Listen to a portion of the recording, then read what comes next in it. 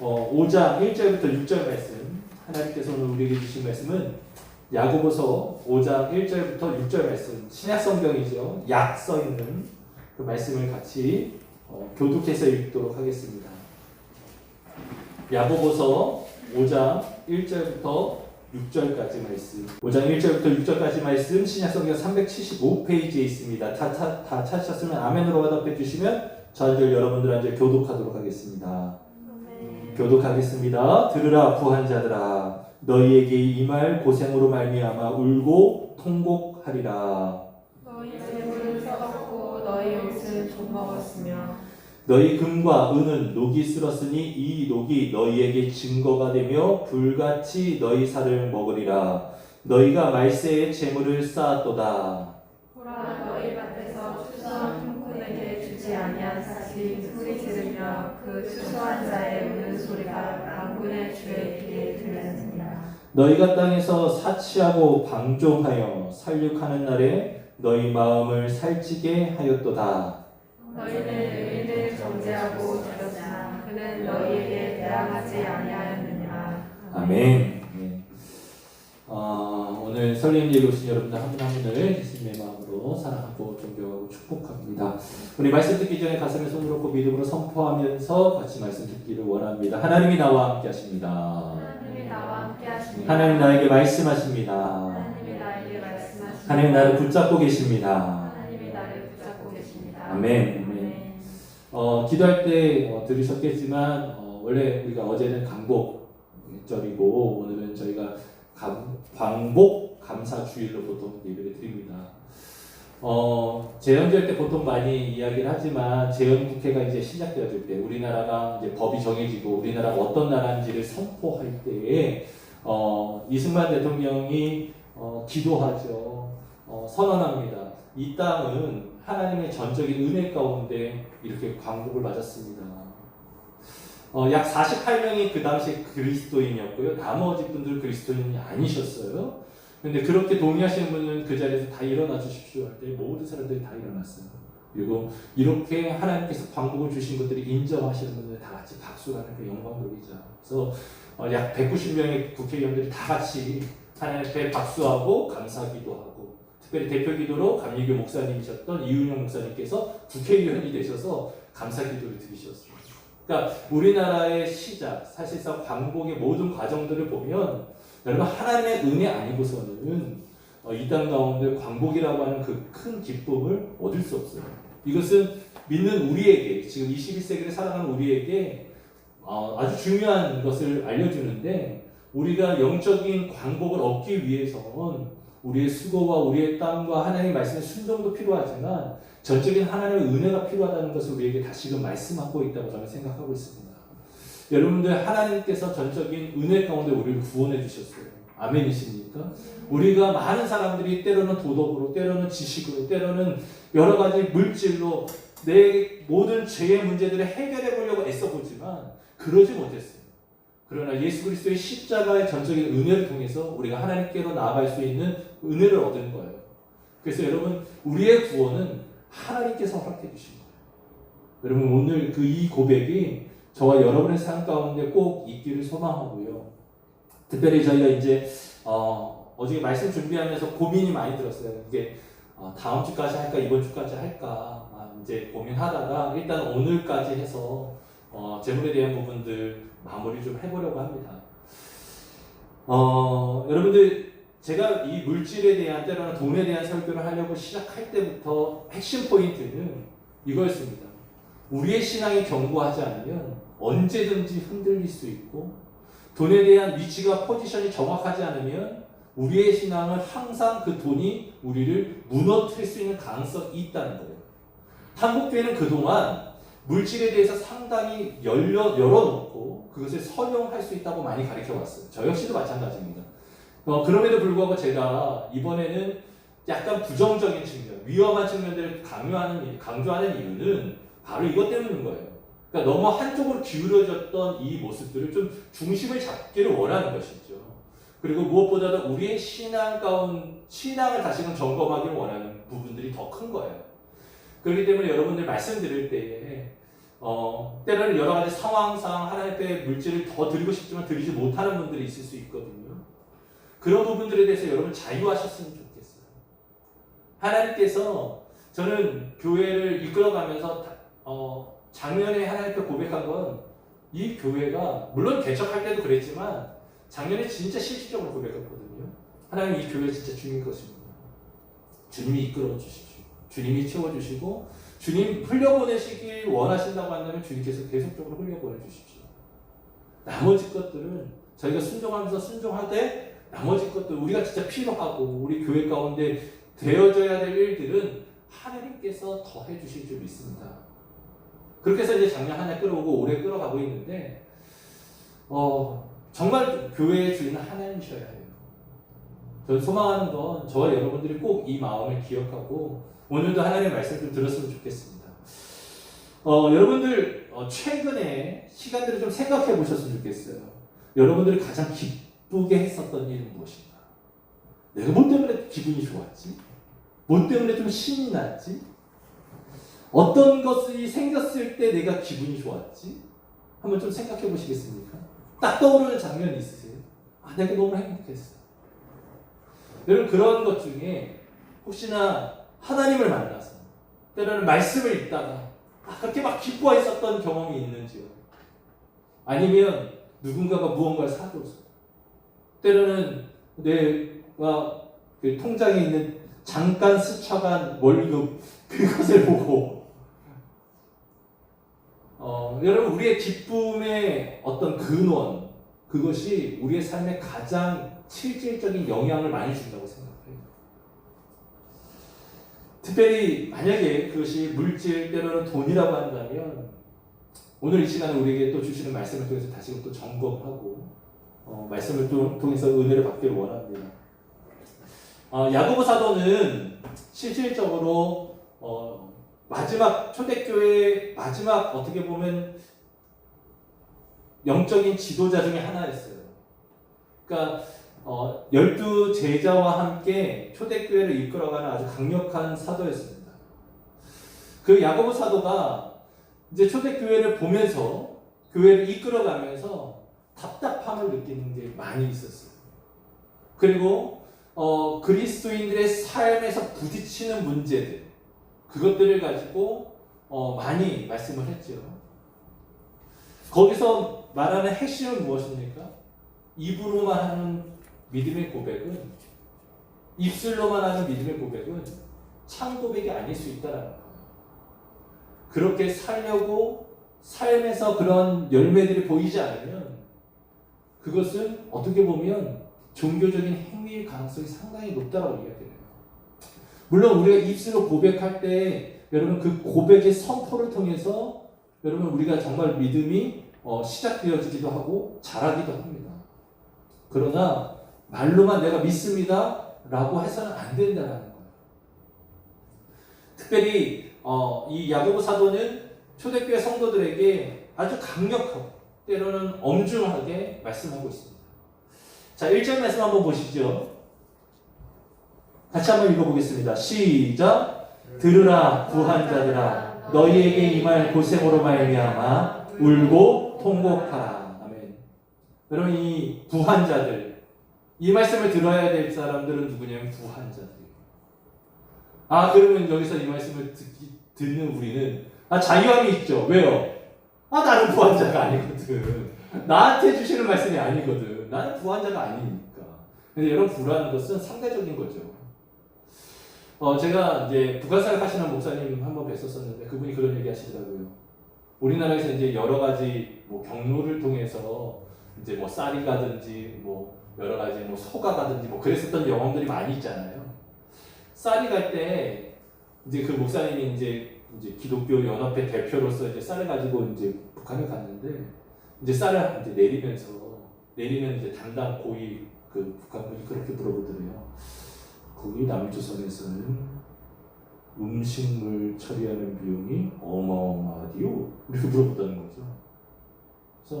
그래서 저희가 지금 한 이 정도 그래서 그게 좀 문제가 되고 있습니다. 그랬더니 개새끼들 그렇다는 거죠. 왜? 여기는 굶어 죽어가는 사람들이 있는데 어떻게 사람들이 음식물 처리하는데 2조 원 이상을 쓸 수 있느냐?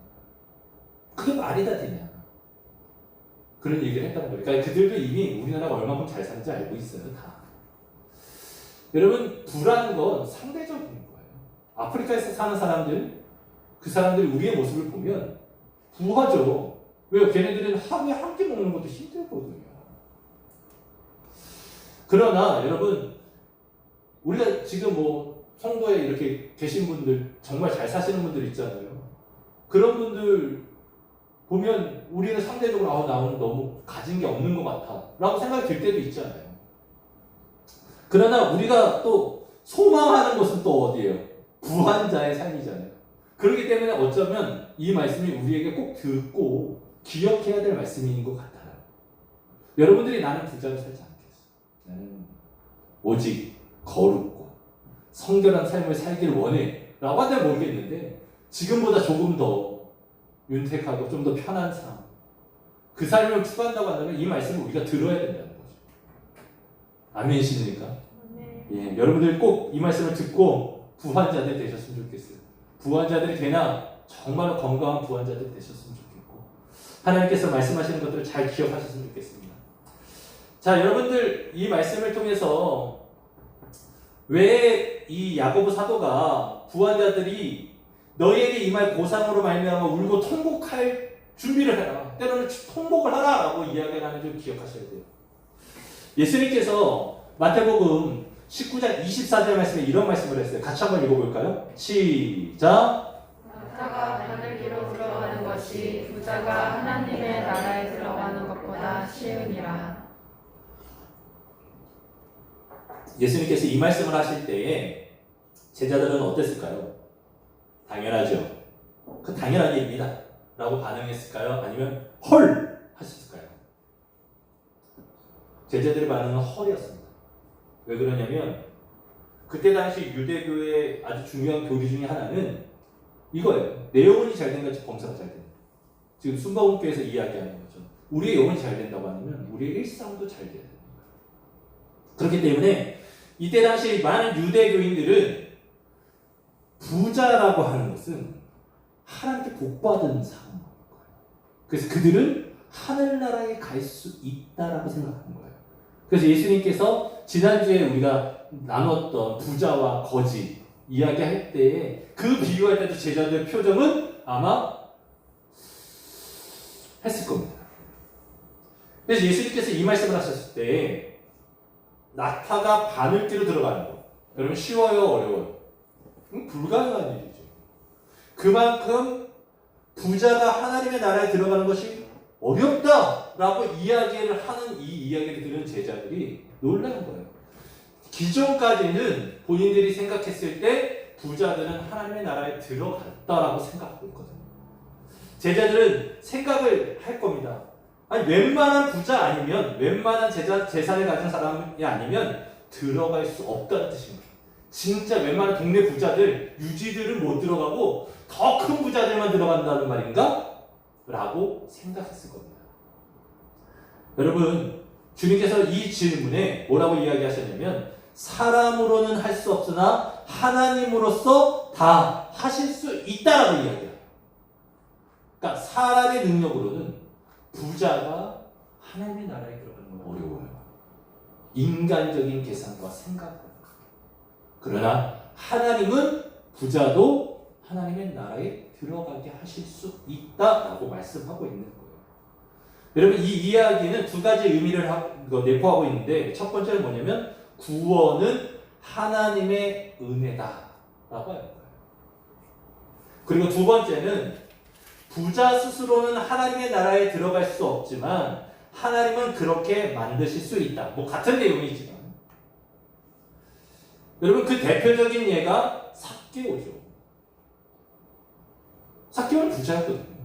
그 당시에 그 지역에서 일은 낼 수 있을 만큼 부자였거든요. 그가 예수 그리스도를 만나고 그 집안에 구원이 시작되었어요. 여러분 기억하십시오.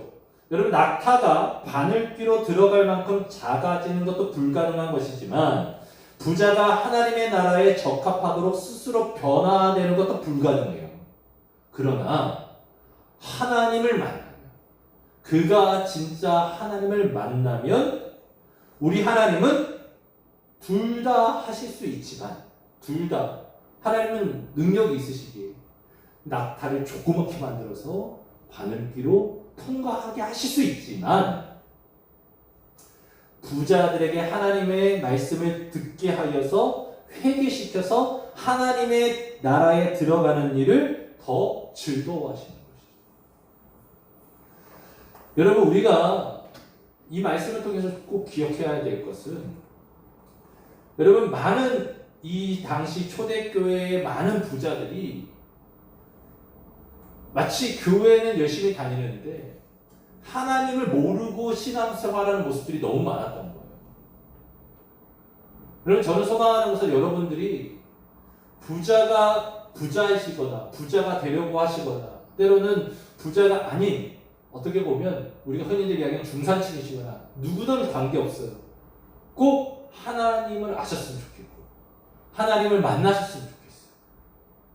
오늘 말씀 가운데 부자는 하나님 나라에 들어가기 어렵지만, 여러분 중산층도 하나님 나라 들어가는 거 어렵고, 여러분 가난한 사람도 하나님 나라에 들어가는 거 어려워요. 하나님을 만나야 그가 하나님의 나라에 들어갈 수 있는 거예요. 그러나 특별히 부했을 때에 찾아올 수 있는 위험들을 지금 우리는 살펴보고 있는 거죠. 자, 여러분, 야고보 사도가 이렇게 이야기를 합니다. 야, 너희들 깨어 있어야 된다. 너희들 그 부한 것 때문에, 부를 축적한 노력들 때문에 너희들이 바라보지 못했던 문제들이 있어 라고 계속적으로 이야기를 하고 있습니다. 2절 말씀 볼까요? 너희의 재물은 썩었고 너희 옷은 좀 먹었다 라고 이야기를 합니다. 여기서 말하는 재물이라고 하는 단어, 그 헬라어의 직역을 보면 부자들이 마음을 쏟고 있는 포괄적인 세상의 부요함을 뜻해요. 그러니까 실질적 돈만이 아니라 그들이 마음을 쏟고 있는 무언가, 그것 자체가 뭐가 된다는 거예요? 썩는다는 거예요. 여러분, 썩는 것은 의미가 없는 거예요. 무슨 얘기인지 아시겠습니까? 썩는다는 것은 생명을 잃어버렸다는 거예요. 생명을 잃어버렸다는 것은 무엇입니까? 가치가 없다는 거예요. 우리가 무언가 마음을 쏟고 있는 그것이 여러분 가치가 없어질 일이다. 제가 이제 저희 교회 새가족 훈련하게 할 때 우리가 이제 천국 그 부분에 대해서 이야기할 때 그 얘기 하거든요. 여러분, 우리가 지금 최근에 금값이 엄청나게 올랐잖아요. 여러분 모르시는군요. 금값이 많이 올랐답니다. 여러분 기뻐하십시오. 여러분 장롱에 있는 금값이 많이 올랐습니다.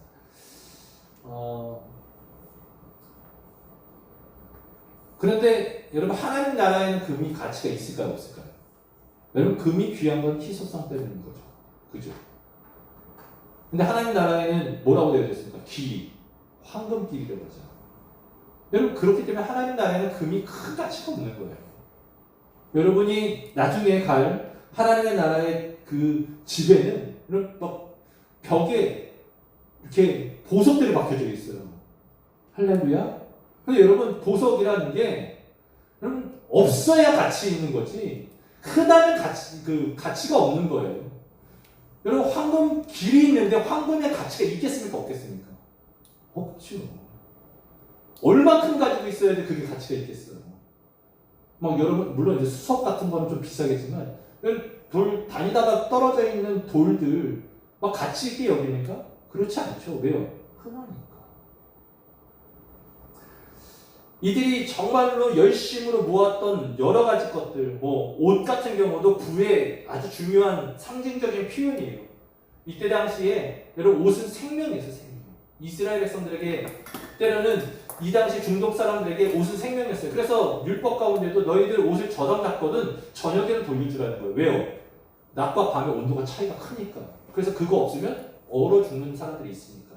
그러니까 예전에도 말씀드렸던 것처럼 에이, 뭐 사막에서 얼어 죽는 사람이 어딨어. 제가 캄보디아 갔는데 영상 18도인가 동사에서 죽는 사람이 있었다니까요. 영상 18도인데. 얼마나 활동하기 좋은 날씨입니까? 근데 그 지역에 있는 사람은 얼어 죽는 거예요. 얼어 죽는 거예요. 그렇기 때문에 뭐라고 해요? 옷을 저당 잡는 것은 그 생명을 저당 잡는 거기 때문에 저녁에는 돌려줬다. 그 다음에 받으라는 거예요.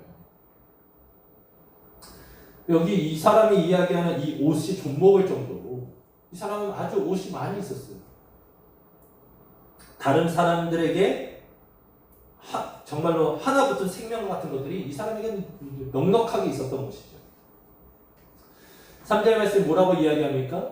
같이 읽겠습니다. 시작. 너희 금과 은은 녹이 슬었으니 녹이 너희에게 증거가 되며 불같이 너희 살을 먹으리라. 너희가 말세에 재물을 쌓았도다. 여러분, 여기서 뭐라고 이야기하냐면 금과 은이 녹슬었대요. 녹슨 것에 대한 가치가 있습니까? 없습니까? 요즘에는 뭐 레트로가 워낙에 유행이어서 약간 자동차도 약간 녹슬고 그래도 뭐 사람들이 좋아 막 그럴 수도 있겠지만 금과 은은 녹이 슬지는 않아요, 실질적으로. 그러나 그만큼 여러분 가치가 떨어졌다라는 거예요. 때로는 더러워졌다. 때로는 무가치한 상태가 되어졌다라고 표현하고 있는 겁니다. 여러분, 말세에 많은 사람들이 녹슬고 가치 없어질 것 때문에 이 부자, 이 사람은요, 정말로 살아가야 될 삶을, 때로는 바라봐야 할 하나님을 못 살고 있고 못 보고 있는 거예요. 그 대표적인 얘기가 4절에서 이야기를 하는 거예요. 뭐라고 얘기하냐면 보라 너희 밭에서 추수한 품꾼에게 주지 아니한 삭시 소리 지르니. 여러분, 이 사람은 가난한 사람이 아니에요. 부한 사람이에요. 그래서 넓은 토지를 가지고 있어요. 이 넓은 토지를 가꾸기 위해서 소장농을 부렸어요. 이 사람들은 품꾼이라고 하죠. 하루 일해서 하루 먹고 사는 사람들이에요. 그 사람들이 일을 해서 한 사람이 일을 해서 10대 사람, 때로는 많으면 20사람 이상이 먹고 살아야 되는 상황인 거예요. 무슨 얘기인지 아시겠습니까? 그 품꾼의 품삯을 주지 않는 거예요. 내가 가난해서, 때로는 돈이 없어서, 때로는 부족해서가 아니라 여러분 넉넉하게 있고 앞서 말씀드렸던 것처럼 돈이 썩을 정도로 옷이 너무나 많고 금이 녹슬 정도로 많이 가졌지만 주는 것을 꺼려하는 것이죠. 여러분, 이러한 일들이 실질적으로 지금 21세기를 살아가는 우리에게도 있어요. 여러분, UN 세계 식량 계획이라고 하는 그 플랜이 있어요. 여기서는 특별히 2020년도에는 신종 코로나 바이러스 감염증으로 인해서 식량 위기를 겪는 사람들이 예년에 비해서 2배 정도 늘 거다라고 수치를 냈어요. 그러니까 예년에 보통 8억에서 9억 명 정도가 식량의 기근을 당할 텐데 올해는 약 18억, 약 20억 명이 먹는 것 때문에 위기 가운데 있다라고 통계를 낸 거예요. 지금 우리 대한민국에서 저와 여러분의 삶에서는 이해가 되지 않는 내용이에요.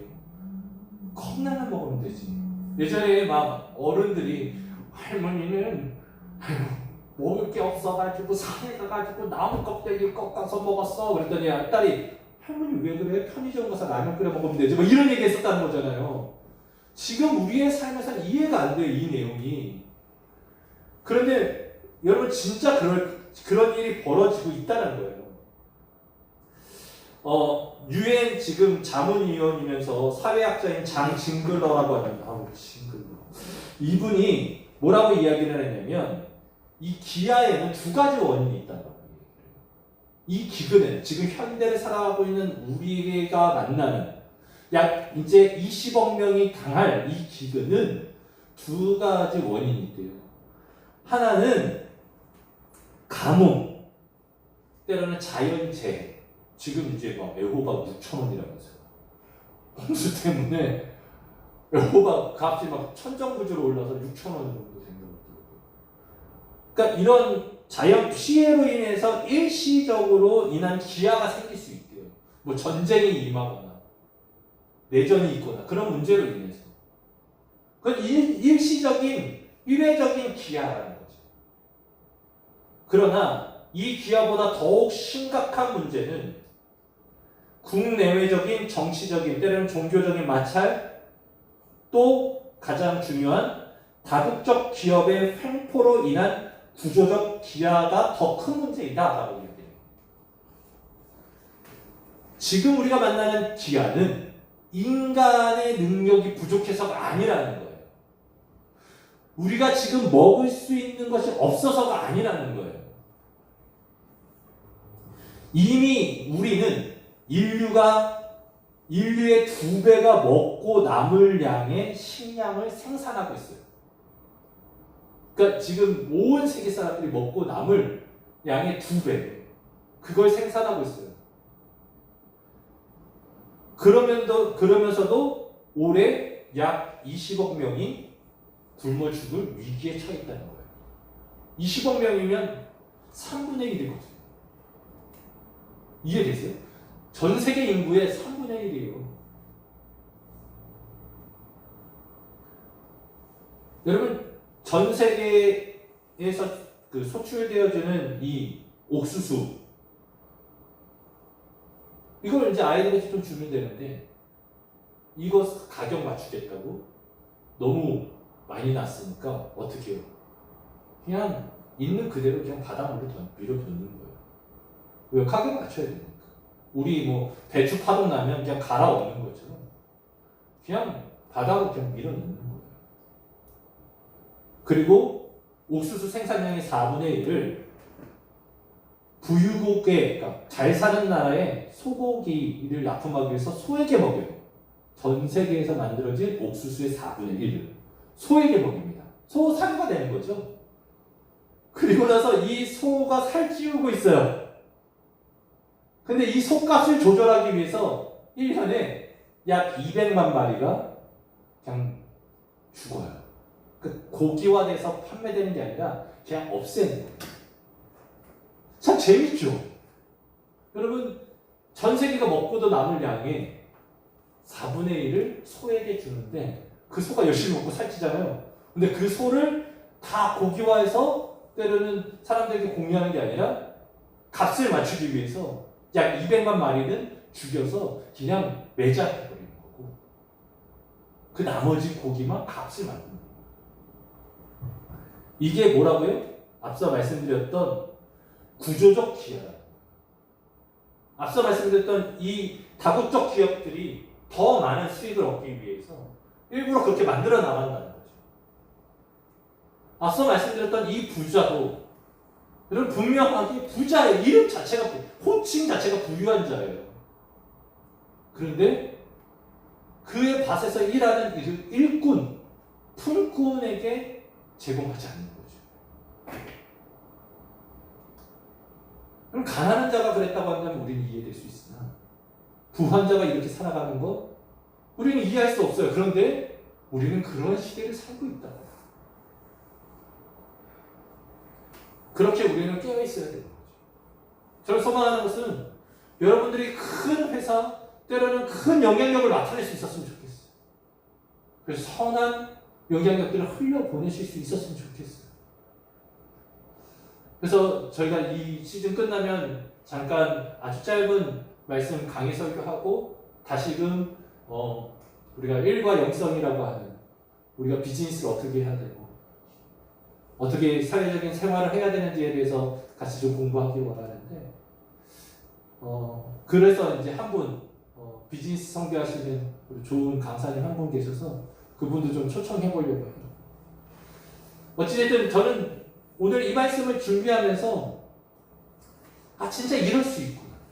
이렇게 살아가는 시대에 우리가 살고 있구나. 자, 그러면서 5절 말씀으로 넘어가 볼게요.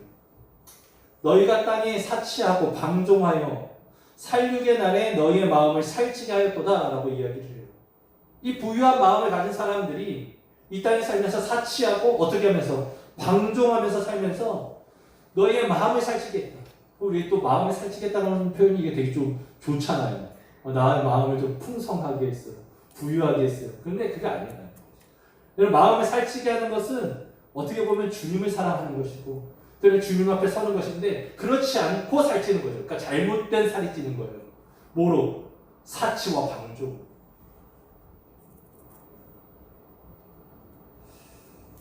여러분, 이것을 좀 조절하기 위해서 우리는 어떤 삶이 필요할까? 특별히 이 방종이라고 하는 단어 저는 참 좋아하는 단어인데 이런 방종이라는 게 뭐죠? 방종과 자유는 다르다고 제가 말씀드렸죠. 마치 방종과 자유는 되게 유사해 보여요.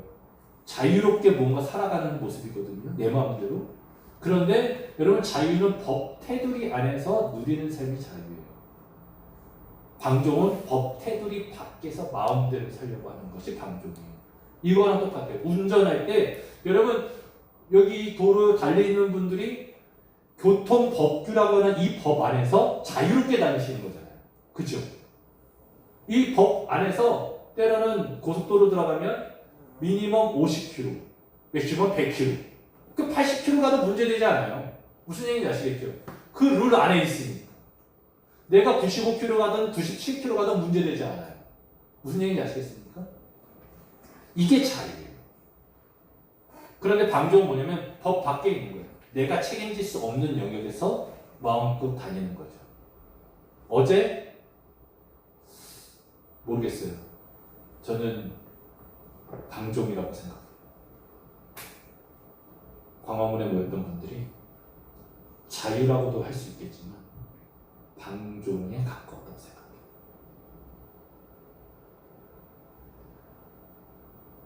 여러분 물질을 가지고 방종하지 않고 살기 위해선 우리가 무엇을 해야 되냐면 우리가 누구인가를 분명하게 기억해야 돼요. 무슨 얘기인지 아시겠습니까? 그럼 고린도전서 10장 26절 말씀에 보면 이는 땅과 거기 충만한 것이 주의 것입니다. 욥기 41장 11절 말씀에 누가 먼저 내게 주고 나로 하여금 갚게 하겠느냐 온 천하에 있는 것이 다 내 것입니다. 시편 24편 1편 말씀 땅과 거기 충만한 것과 세계와 그 가운데 사는 자들은 다 여호와의 것이로다. 학개서 2장 8절 말씀 은도 내 것이요 금도 내 것이니라. 만군의 여호와의 말이니라. 이거 말고도 수많은 말씀 가운데 동일하게 말씀하고 있어요. 뭐라고요? 온 세상의 모든 것이 하나님의 것이라는 거예요. 땅도 금도 곡식도 산도 바다도 다 하나님 것이라는 거예요. 여러분 우리는 이것을 믿는 거예요. 말씀대로 믿기로 했으니까. 여러분 모든 것이 하나님 것이라고 믿습니까? 아멘이십니까? 여러분 그렇게 고백되어질 때에 우리의 사명과 우리의 존재가 구명되어지는 거예요. 그럼 나는 뭔가 맡은 자라는 거예요. 그것을 성경적인 용어로 청직이라고 하는 거죠.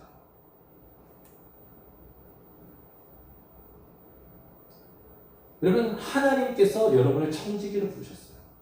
여러분의 시간, 여러분의 물질, 여러분의 인생, 여러분의 관계 그 모든 것을 선용하며 관리하도록 맡기신 거예요. 하나님의 것인데. 그래서 고린도전서 4장 2절 말씀에 뭐라고 이야기합니까? 맡은 자들이 구해야 할 것은 충성이다. 이 모든 것을 중에 우리에게 무엇을 맡기든 우리는 그 맡긴 부분에 대해서 어떻게 해요? 충성하는 삶을 살아야 된다는 거예요. 앞서 말씀드렸던 방종, 때로는 사치하는 삶이 아니라 우리는 하나님의 말씀에 순종하며 충성하는 삶을 살아야 한다는 것이죠.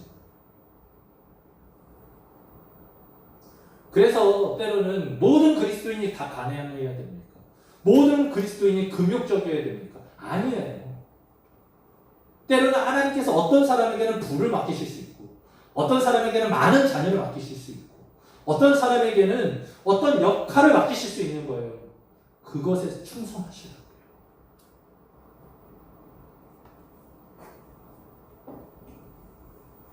무엇을 맡길까, 얼마나 맡길 것도 하나님이 결정하세요. 달란트 비유가 그렇잖아요. 어떤 종에게는 5달란트, 어떤 종에게는 2달란트, 어떤 종에게는 1달란트. 그걸 맡긴 건 주인 마음이에요. 왜 나는 5달란트밖에 안 맡겼, 나는 2달란트밖에 안 맡겼지? 왜 차별하지? 그렇게 살지 말라는 거예요. 그 맡긴 건 주인이 그들을 잘 알아요. 그들을 알아요. 그러나 여러분 생각해 보세요. 5달란트 맡긴 사람은 그 일에 충성해서 칭찬받았고 2달란트 맡은 사람도 그 일에 충성해서 칭찬받았어요. 기억하세요.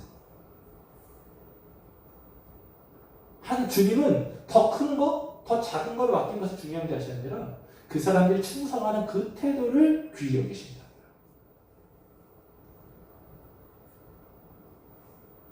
여러분 이것이 흔들릴 때, 맡겼다라고 하는 것들이 흔들릴 때 앞서 말씀드렸던 방종의 삶이 어디서 나오냐면 누가복음에서 나와요. 누가복음 20장 말씀을 보면 9절부터 15절까지인데 내용이 이렇습니다. 어떤 사람이 포도원을 만들었어요. 그리고 농부들에게 세를 주고 타국에서 오래 있다가 이제 소출이 날 때 됐어요. 이제 왜냐면 나무 심는다고 해서 바로 그 해에 낳는 게 아니니까 한 2, 3년 있다가 이제 소출을 달라고 너희에게 딱 포도원을 맡겼으니까 포도원에서 나온 그 소출들을 달라고 종을 보내요. 어떻게 합니까? 종을 때려서 다시 보내요. 이 녀석들이 잘못 알았나? 다시 그럼 다른 종을 보내요. 그랬더니 그도 몹시 때리고 능욕하고 그냥 보내요. 3번째 보냈어요. 똑같이 계속적으로 때려요. 왜 그랬을까요? 이 포도원을 맡은 자들은 왜 그랬을까요? 이 포도 내가 3년 동안 5년 동안 애써 키운 건데 주고 싶지 않은 거예요. 근데 원래 누구 거라고요? 포도원 주인 거. 그래서 포도원 주인이 13절에 이렇게 생각합니다. 어찌할까 고민해요. 그러다가 내 사랑하는 아들을 보내리라. 그들이 혹 그는 존대하리라. 그는 존대할 줄 알았던 거예요. 내 아들이니까. 근데 그들은 방종하죠. 어떻게 합니까? 농부들이 그를 보고 서로 의논하여 이르되 이는 상속자니 죽이고 그 유산을 누구의 것? 우리의 것으로 만들자. 물론 이것은 예수 그리스도의 어떤 십자가 사건에 대해서는 예표하는 것이지만 그냥 문자적으로 보게 되면 여러분 사람들이 방종할 때 욕심을 가질 때 어떤 생각이 든다는 거예요? 누군가를 죽이고 그것을 빼앗으려고 하는 마음이 생긴다는 거예요. 이해되십니까? 여러분 우리는 끝까지 청지기적인 삶을 살아야 해요. 그렇다고 해서 여러분 우리의 모든 것이 다 빼앗기는 게 아니라고요. 이 주인이 어떤 주인이에요? 의로운 주인이에요. 선한 주인이에요. 아멘이십니까?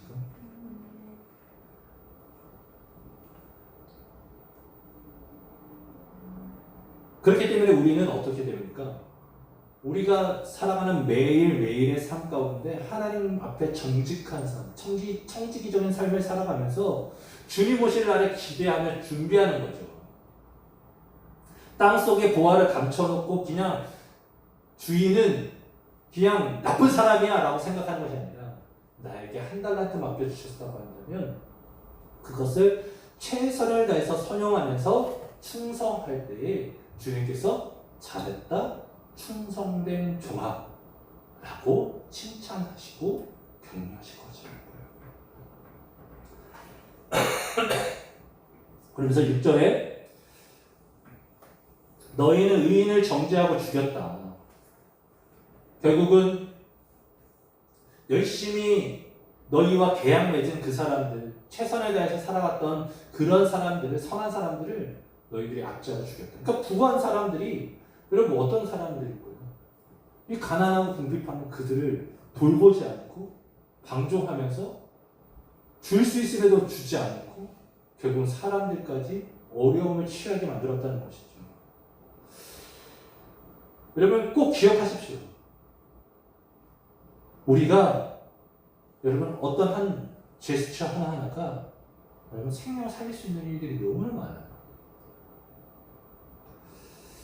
존 웨슬리 목사님은 돈에 대한 원리 3가지를 이야기했죠. 여러분들 이미 많이 들었어요. 할 수 있는 대로 많이 벌어라. 2번째, 할 수 있는 대로 많이 저축해라. 3번째, 할 수 있는 대로 많이 나눠주라. 여러분 이 3가지 원리를 자주 설교하셨어요. 많이 벌어라, 많이 저축해라, 그리고 많이 나눠줘라. 그런데 존스 목사님이 사실 때도 그렇지 못한. 그러니까 1번 돼요. 열심히 일하는 거 돼요. 2번째, 저축하는 거 돼요. 3번째가 안 되는 거예요. 왜 세 번째가 안 되지? 하다가 여러분 4가지 강령을 말했어요. 우리 감리교인들은 재물에 대해서 이렇게 살아야 된다. 어떻게 보면 강령이라는 거 하는 것이 규정이고 명령 아닙니까? 강제적인 명령이니까요. 강한 명령이니까. 첫째, 모든 것은 하나님께 속한 것이다. 이것 못 누르면 너희들이 열심히 벌고 저축했어도 까먹을 수 있다. 그래서 첫 번째는 모든 것은 하나님께 속한 것이다. 두 번째, 주어진 재물은 하나님을 위한 목적에 쓰는 것이 맞다. 셋째, 재물은 우리의 가족을 포함해 이웃을 위해서 공급되어야 한다. 흘러가야 된다는 거예요. 가족과 이웃들에게도 흘려보낼 수 있어야 된다. 네 번째, 사치와 낭비는 하나님의 것을 도적질하는 죄악이다 라고 말했어요. 그래서 그가 스스로 그렇게 살아갔던 거예요. 1,400파운드를 버는데 28파운드만 가지고 산 거죠.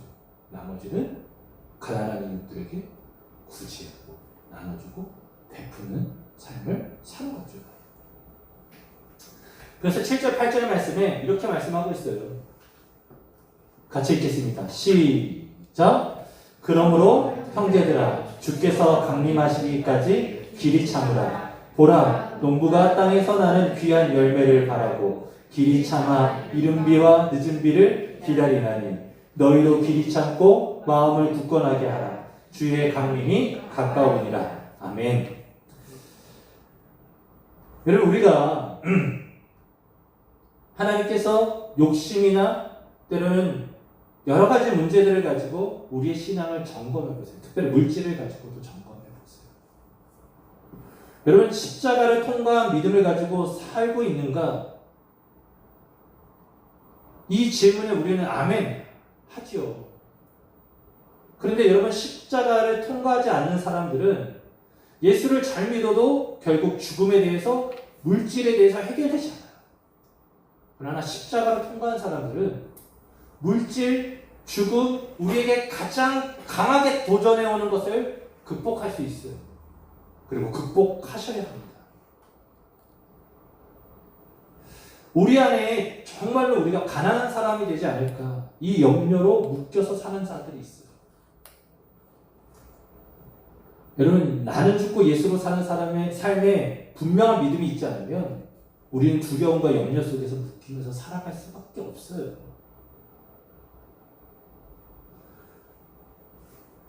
여러분, 우리가 이 세상을 살아가면서 지금 야고보 사도가 마지막에 7절 8절에 말하는 것처럼 주님 오실 날을 기억하면서 부유한 자들은 깨어나고 가난하고 궁핍하고 어려움이 있고 두려워하는 사람들, 문제 있는 사람들에게 뭐라고 하는 거예요? 주님께서 오실 것이니 너희는 두려워하지 말고 그의 나라를 바라보라는 거예요. 저는 저와 여러분의 삶을 통해서 정말 선한 일들이 일어났으면 좋겠어요. 그러나 그러기 이전에 우리의 믿음이 분명하게 섰으면 좋겠어요. 우리가 정말 하나님의 마음을 알지 못하고 하나님과 관계가 온전해지지 않으면 그 분은 오히려 우리에게 유익함이 되지 않아요.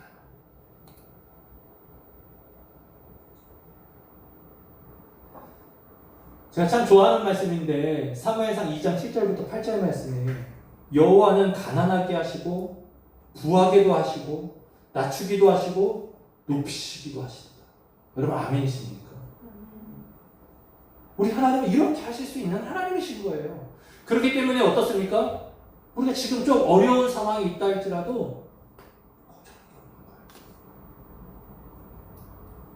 특별히 이 말씀 준비하면서 이제 마무리하면서 우리 성도님들이 어떤 기도를 했으면 좋을까? 물론 저는 여러분들이 정말로 물질 때문에 어려움 당하지 않았으면 좋겠어요. 제가 그렇게 살았기 때문에. 그러나 때로는 너무 부해서 정말 봐야 될 것들을 놓치는 오늘 부한 자들처럼 그렇게 살지 않았으면 좋겠어요. 그래서 잠언서 30장 7절부터 8절에 9절까지 여러분 그 아굴의 기도라고 하는 게 나오는데 여러분 같이 한번 읽어봤으면 좋겠습니다. 같이 시작. 내가 두 가지 일을 주께 구하였사오니 내가 죽기 전에 내게 거절하지 마옵소서. 곧 헛된 것과 거짓말을 입에서 멀리하시며 나를 가난하게도 마옵시고 부하게도 마옵시고 오직 필요한 양식으로 나를 먹이시옵소서. 혹 내가 배불러서 하나님을 모른다 여호와가 누구냐 할까 하며 혹 내가 가난하고 지럽고 내 하나님의 영을 욕되게 할까 두려워함이니라. 아멘. 아멘.